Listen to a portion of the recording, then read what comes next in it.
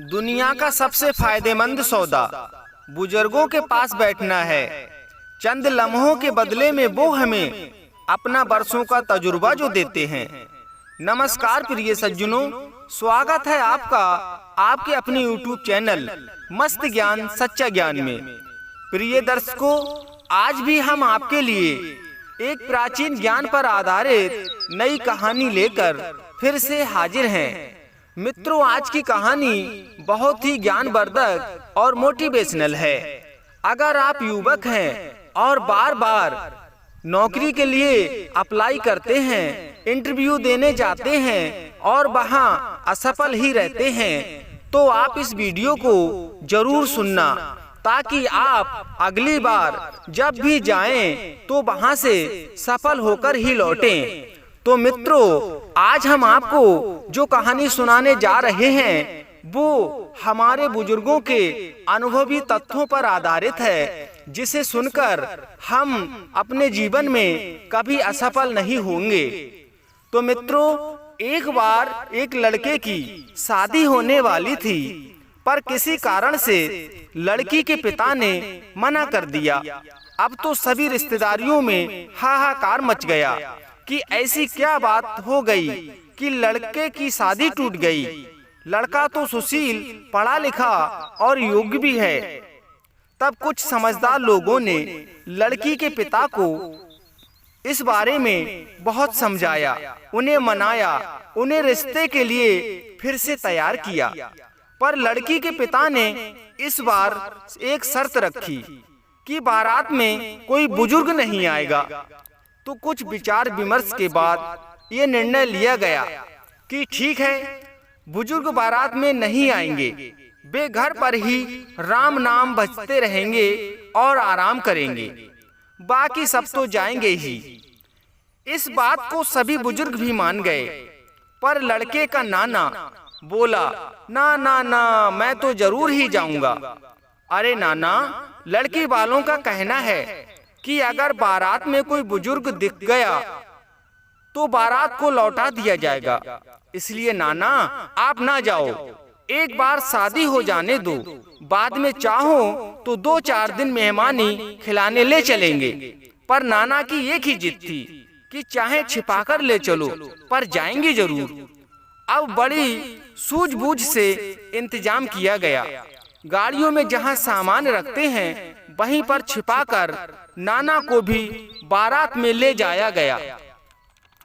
अब जैसे ही बारात गांव में पहुंची मित्रों, वैसे ही लड़की के पिता ने एक व्यक्ति को ये देखने भेजा कि जाओ बारात में देखो कोई बुजुर्ग तो नहीं आया है। वह व्यक्ति आया और देखकर चला गया और खबर दे दी कि कोई बुजुर्ग नहीं आया है। तब लड़की के पिता ने कहा, अब शादी की रस्में शुरू की जाएं, बारात को चढ़ाया जाए, गांव में घुमाया जाए, पर उससे पहले हमारी एक शर्त और है। शर्त यह है कि हमारे गांव के पीछे जो नदी बह रही है उसमें शुद्ध दूध बहाओ, तब हम अपनी लड़की का विवाह करेंगे। अब तो बड़ी समस्या खड़ी हो गई, क्या करें। सभी बाराती नए लड़के, उनकी नई सोच, बहुत तेरा दिमाग लगाया, पर कोई हल ना निकल सका। बारात भी वापस लौटने लगी।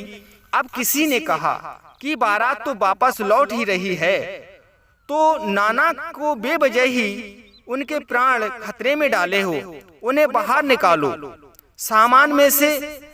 तब एक बाराती ने जाकर कहा, नाना आओ बाहर आ जाओ, अब तो बारात ही वापस जा रही है। नाना ने कहा, क्यों? अरे नाना, उन्होंने कहा है कि हमारे गांव की नदी में पानी की जगह दूध बहाओ और वो भी शुद्ध, तब हम शादी करेंगे। नाना मुस्कुराए और बोले, पगलो, इतनी छोटी छोटी बातों पर क्या कभी बारातें लौटती हैं? लड़के बोले, नाना क्या दिमाग खराब है आपका? नदी में पानी की जगह शुद्ध दूध बहाना है, ये भी कोई छोटी बात है? पहले तो इतना दूध कहाँ से आएगा, और वो भी शुद्ध?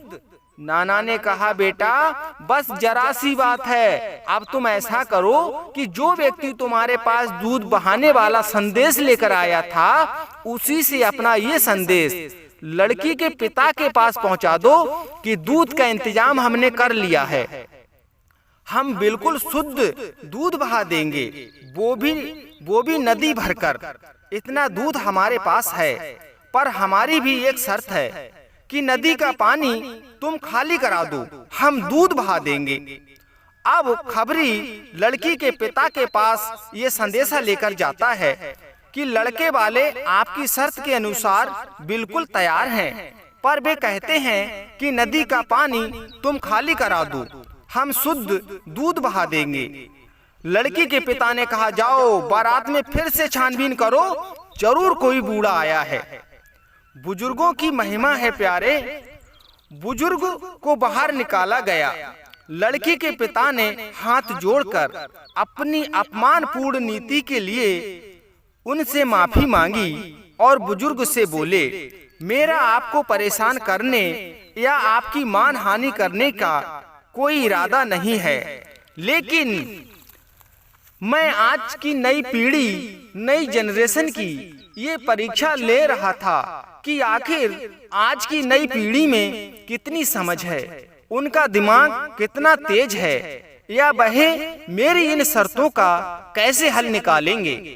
पर आपने खुद ही देख लिया, अब शादी तो करनी ही है, क्योंकि बेटी भी तो इसी जनरेशन से है। प्रिय दर्शकों, आज की नई नई जनरेशन बेशक पढ़ी लिखी है, उन्नत पदों पर भी है, पर उनके पास अनुभवी ज्ञान का अभाव है, तर्क वितर्क करने का अभाव है और व्यावहारिक ज्ञान का पूर्णता अभाव देखने को मिलता है। अगर हम सूझबूझ और अनुभव वाला ज्ञान प्राप्त करना चाहते हैं, खुद को योग्य बनाना चाहते हैं, तो हमें कुछ समय बुजुर्गों के पास जरूर बैठना चाहिए, उनसे कुछ न कुछ जरूर सीखना चाहिए। मित्रों, आपने दही का नाम तो सुना ही होगा। दही को मथने के बाद वह दो चीजों में बट जाता है। पहला होता है शुद्ध मक्खन और दूसरा होता है छाछ, पर इनमें कीमत मक्खन की होती है, ना कि छाछ की। उसी तरह बुजुर्गों का ज्ञान शुद्ध मक्खन की तरह है और नई पीढ़ी का ज्ञान छाछ की तरह है। इसलिए हमें ये कभी नहीं सोचना चाहिए कि हम सब कुछ जानते हैं, हम बहुत होशियार हैं, बल्कि माँ बाप सहित सभी बुजुर्गों का मान सम्मान करना चाहिए, ताकि हमें भी उनके ज्ञान के समुद्र की कुछ बूंदें मिल सकें और हम अपने जीवन में कुछ आगे, कुछ नया कर सकें। आशा करता हूँ मित्रों, आज की कहानी आपको जरूर पसंद आई होगी। अगर आप हमारे चैनल पर नए दर्शक मेहमान बनकर आए हैं, तो हमारे चैनल परिवार का सदस्य बनना चाहते हैं, तो चैनल को अभी लाइक, सब्सक्राइब और दोस्तों को शेयर जरूर कर लें, ताकि आने वाली नई वीडियो का नोटिफिकेशन आप तक तुरंत पहुंच सके और आप उसका लाभ उठा सकें। अब फिर मिलते हैं मित्रों एक नए ज्ञान की नई कहानी के साथ। तब तक के लिए राधे राधे, जय श्री कृष्णा।